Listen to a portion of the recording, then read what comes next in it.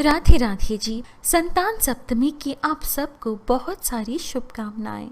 आज के इस वीडियो में हम संतान सप्तमी की व्रत कथा प्रस्तुत कर रहे हैं। एक समय भगवान श्री कृष्ण जी ने राजा युधिष्ठिर जी से कहा कि किसी समय मथुरा नगरी में श्री लोमश ऋषि जी आए थे। मेरे माता पिता देवकी जी व वसुदेव जी ने भक्ति पूर्वक उनकी सेवा की, तो ऋषि जी ने उन्हें कंस द्वारा मारे गए पुत्रों के शोक से उबरने के लिए आदेश दिया।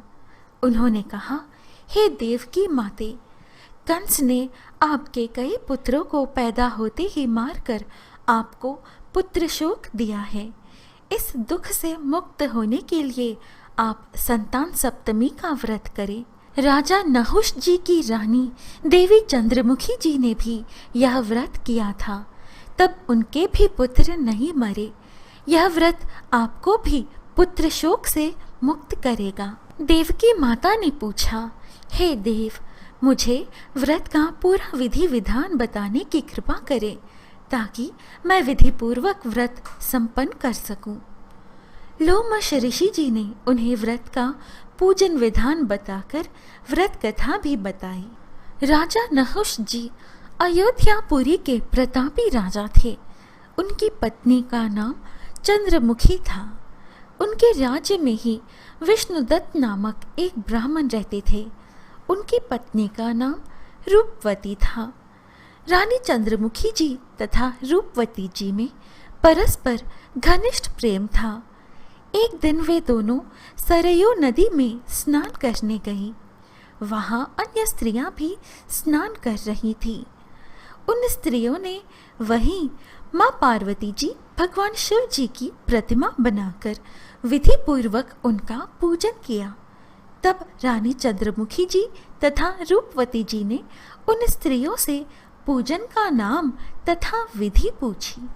उन स्त्रियों में से एक ने बताया, हमने माँ पार्वती जी सहित भगवान शिव जी की पूजा की है। भगवान शिव शंकर जी का डोरा बांधकर हमने संकल्प किया है कि जब तक जीवित रहेंगे तब तक यह व्रत करती रहेंगी। यह मुक्ता भरण व्रत अथवा संतान सप्तमी व्रत कहलाती है।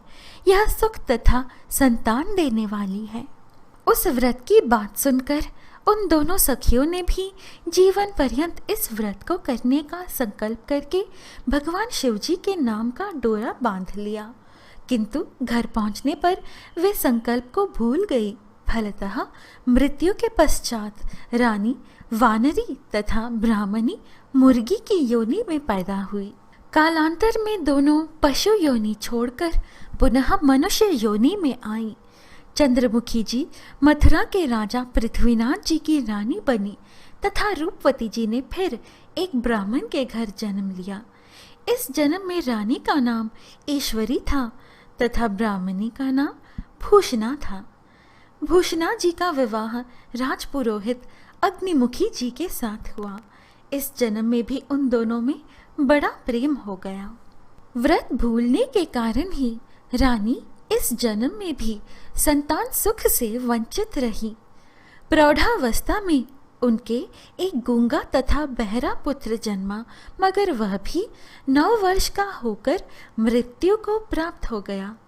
भूषणा जी ने व्रत को याद रखा था, इसलिए उनके गर्भ से सुंदर तथा स्वस्थ 8 पुत्रों ने जन्म लिया।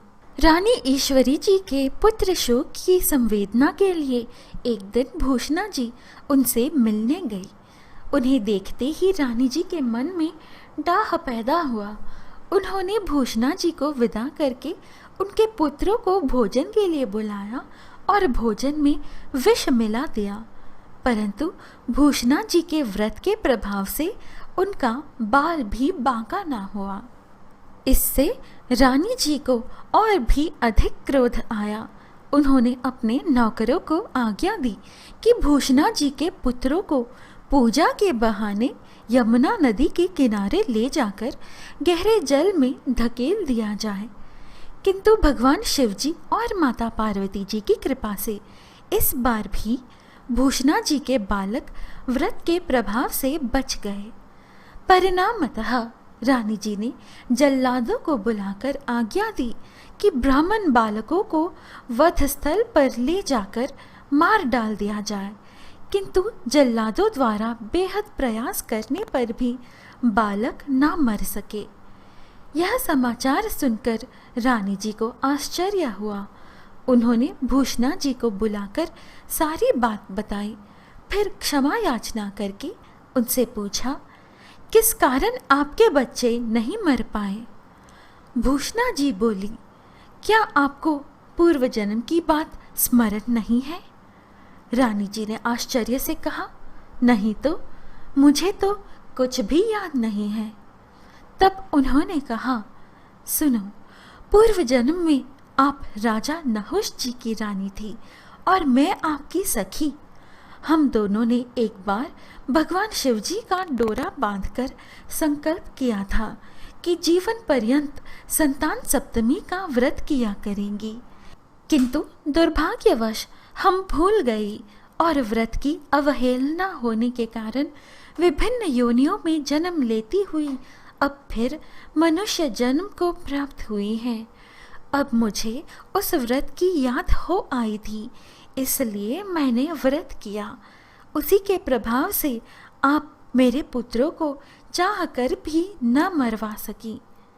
यह सब सुनकर रानी ईश्वरी जी ने भी विधि पूर्वक संतान सुख देने वाला यह मुक्ताभरण व्रत रखा। तब व्रत के प्रभाव से रानी जी पुनः गर्भवती हुई और एक सुंदर बालक को जन्म दिया। उसी समय से पुत्र प्राप्ति और संतान की रक्षा के लिए यह व्रत प्रचलित है। यह व्रत पुत्र प्राप्ति, पुत्र रक्षा तथा पुत्र अभ्युदय के लिए भाद्रपद के शुक्ल पक्ष की सप्तमी को किया जाता है। इस व्रत का विधान दोपहर तक रहता है।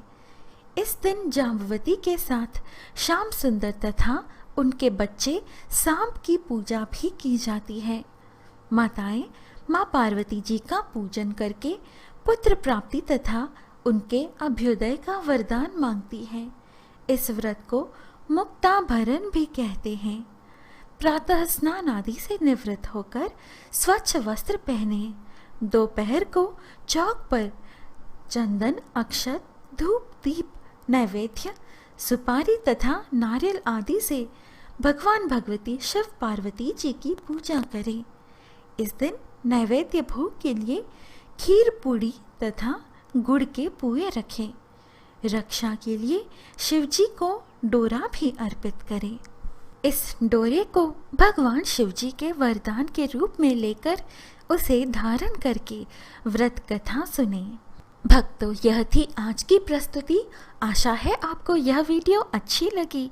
इस प्रकार के और वीडियोस पाने के लिए कृपया हमारे YouTube चैनल पवित्र वचन को सब्सक्राइब करें। हम फिर मिलेंगे अगली वीडियो में। जय श्री कृष्ण, राधे राधे। जय भगवान शिव शंकर जी, जय माँ पार्वती जी।